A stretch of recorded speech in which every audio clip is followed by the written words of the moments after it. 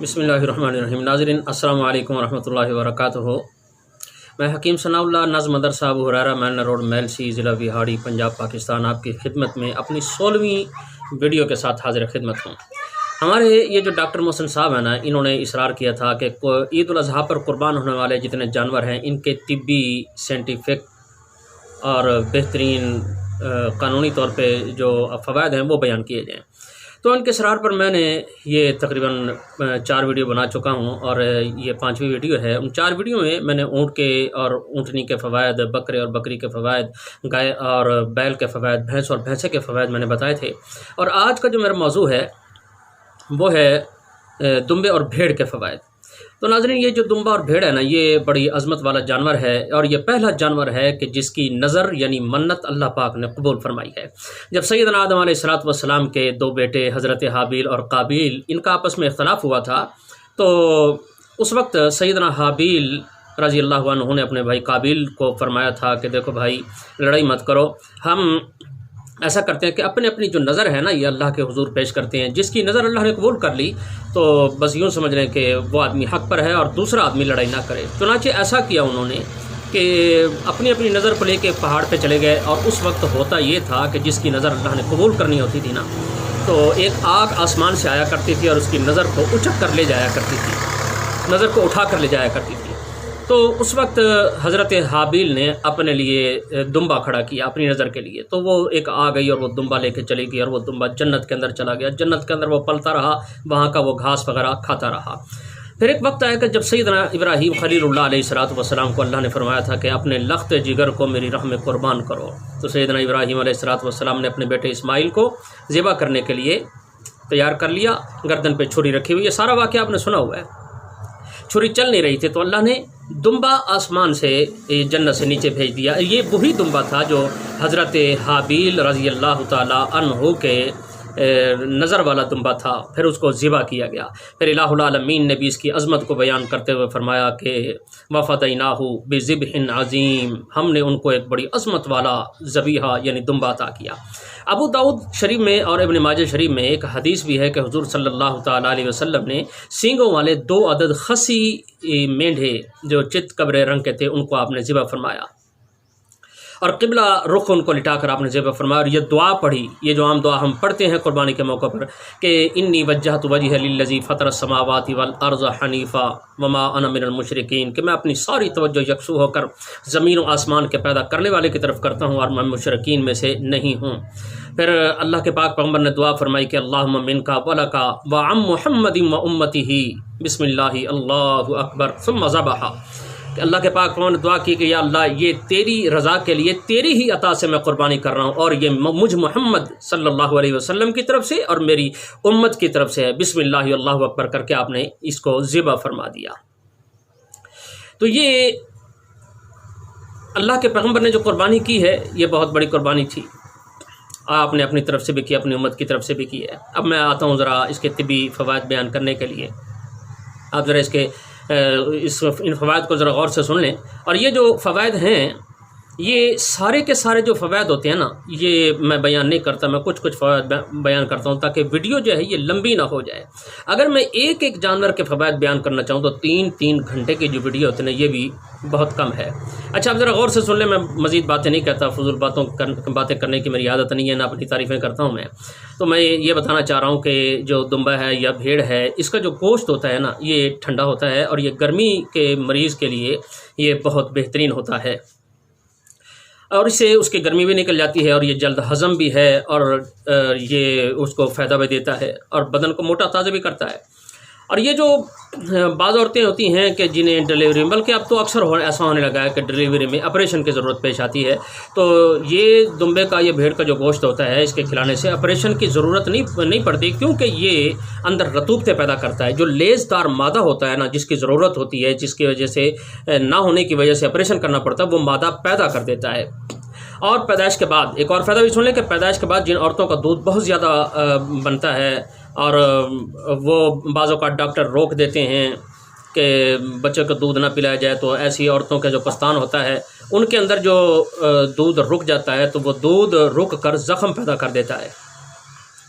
اور پھر پستان درد کرنے لگ جاتے ہیں اور دودھ روزانہ نکال کر پھینکنا پڑتا ہے، تو اس صورت میں بھیڑ کے یا دمبے کا جو پتا ہوتا ہے نا، اس کا پانی اگر پستان کے اوپر ملتے رہیں تو یہ دودھ بننا ہی بند ہو جاتا ہے۔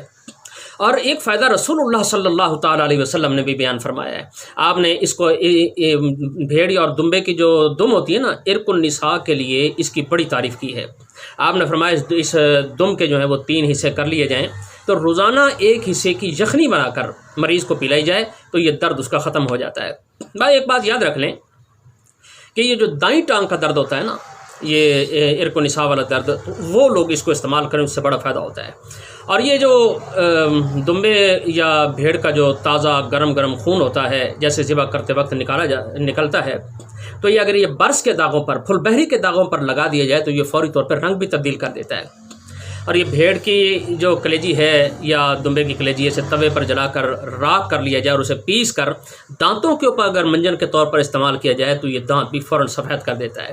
اسی طرح اس کی جو ہڈیاں ہیں انہیں جلا کر پاؤڈر بنا لیا جائے اور پھر یہ دانتوں پر لگایا جائے تو یہ جو دانت ہلتے ہیں نا، یہ دانتوں کا ہلنا بھی بند ہو جاتا ہے، دانت اس سے مضبوط ہو جاتے ہیں۔ اور اگر بھیڑ کا یا دمبے کا سینگ جو ہے یہ کسی پھلدار درخت کی جڑ میں دفن کر دیا جائے تو یہ پھل جو ہوتا ہے نا درخت کا، یہ بہت زیادہ پیدا ہوتا ہے۔ اور ایک فائدہ یہ ہے کہ اگر کسی نے زہر کھا لیا تو بھیڑ کا گوشت اگر اسے کھلایا جائے گا تو یہ جو زہر کا اثر ہوتا ہے نا، یہ بالکل باطل ہو جاتا ہے۔ اسی طرح بھیڑ یا دمبے کا گوشت جو ہوتا ہے یہ خشکی کے مرض کا دشمن ہوتا ہے، اسے کھانے سے خشکی جلدی ختم ہو جاتی ہے، خشکی کے امراض بھی ختم ہو جاتے ہیں۔ اور یہ منی بھی بے تحاشا پیدا کرتا ہے، بے حد منی پیدا کرتا ہے، مردانہ قوت میں بھی بہت بہترین۔ اور خاص طور پر جو خسی دمبا ہوتا ہے نا، یہ خسی دمبے کا گوشت جو ہے مردانہ قوت میں بہت ہی باکمال چیز ہے، بدن کے کھچاؤ کو بھی دور کرتا ہے اور بدن میں خشکی کے جو امراض ہوتے ہیں ان کو یہ ختم کر دیتا ہے۔ اب میں آپ کو ایک ایسا زبردست عمل بتاتا ہوں کہ جو سینکڑوں بزرگوں کا مجرب المجرب عمل ہے، مجرب المجرب عمل، یہ کبھی خطا نہ ہونے والا عمل۔ وہ یہ ہے کہ اگر کسی آدمی کو کسی دشمن کا ڈر ہو یا ظالم بادشاہ کا ڈر ہو یا کوئی اس کو جان لیوا بیماری پیدا ہو گئی اور اسے یہ خطرہ پیدا ہو گیا کہ یہ جان لیوا بیماری میری جان لے لے گی، دشمن جان لے لگا، بادشاہ مجھے قتل کر دے گا، تو اس کے لیے یہ میں عمل بتا رہا ہوں، یہ بہت لاجواب بڑا بہترین عمل ہے۔ اس کے لیے آپ نے کرنا کیا ہے کہ ایک ایسا دمبا لینا ہے، یعنی ایسا دمبا ہو کہ جو قربانی کے موقع پر قربانی کے لیے ہی لیا جاتا ہے، اس میں عیب کوئی نہ ہو، ایسا دمبا لو۔ اور وہ دمبا لینے کے بعد آپ کسی سنسان اور ویران جگہ پر چلے جائیں، وہاں دمبا جہاں ذبح کریں گے وہاں آپ نے گڑھا کھودنا ہے، تقریباً 1 ہاتھ 1.5-2 فٹ کے قریب ہونا چاہیے، اتنا گڑھا کھودیں تاکہ ذبح کرتے وقت خون جو ہے نا اس کے اندر جائے۔ پھر آپ نے قبلہ رخ کھڑے ہو جانا ہے، منہ اپنا قبلے کی طرف کرنا ہے اور پھر اس کے بعد دمبے کو اپنے سامنے کھڑا کرنا ہے اور آپ نے یہ دعا کرنی ہے، اللہم ھذا لک و منک، اللہم ھذا فدائی فتقبلہ منی۔ یہ دعا ہے کہ اس کے ترجمہ بھی آپ کو بتا دیتا ہوں تاکہ کسی آدمی کو اگر عربی کے اندر دعا نہیں آتی تو وہ اردو کے اندر بھی مانگ لے۔ اے اللہ، یہ جو قربانی کر رہا ہوں یہ تیرے لیے ہے اور تیری رضا کے، تیری توفیق سے ہے اور تیری رضا کے لیے میں یہ قربانی کر رہا ہوں، اے اللہ میری یہ قربانی کو قبول فرما۔ میں یہ دعا مانگنے کے بعد پھر آپ نے دمبے کو ذبح کرنا ہے کہ اس کا خون جو ہے گڑھے کے اندر آ جائے۔ اب وہ سارا خون جب نکل جائے تو آپ نے اس گڑھے کو مٹی سے دبا دینا ہے تاکہ کسی کا پاؤں وغیرہ نہ لگے، مٹی اس کے اوپر اچھی طرح کر کے اس خون کو آپ نے دفن کر دینا ہے۔ اور باقی جو جانور ہے اس کا گوشت آپ نے 60 حصوں میں تقسیم کرنا ہے۔ مطلب ایک بات یاد رکھیں کہ یہ جو سری اور پائے اور یہ کلیجی اور یہ جو کھال ہوتی ہے ان کو ایک حصہ شمار کیا جائے، یہ ایک حصہ ہے، باقی جو گوشت ہوتا ہے اس کے آپ نے 59 حصے کرنے ہیں، اب یہ کل 60 حصے بن جائیں گے۔ تو یہ 60 مسکینوں کے اندر اس کو آپ نے تقسیم کرنا ہے، یعنی کلیجی وغیرہ جو بتایا نا میں نے ایک حصہ کرنا ہے، یہ ایک آدمی کو دے دے، باقی 59 حصے ہیں وہ باقیوں کے اندر تقسیم کر دیے جائیں۔